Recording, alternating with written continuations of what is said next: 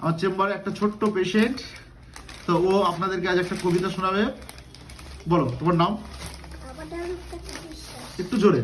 আমার নাম রূপকথা বিশ্বাস। কি কবিতা বলবে, নাম বলো আর কাছে এসো।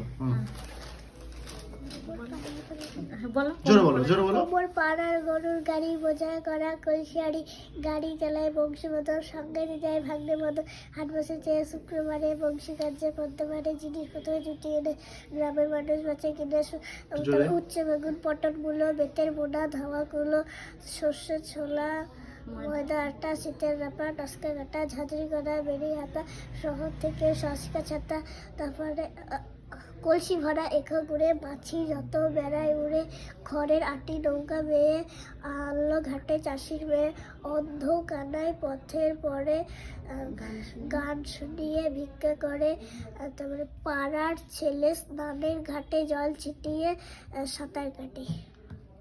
ধন্যবাদ তোমাকে, পুরো রবি ঠাকুরের সেই বড় কবিতা তুমি মুখস্থ বলে দিলে। থ্যাংক ইউ, অসংখ্য ধন্যবাদ তোমাকে।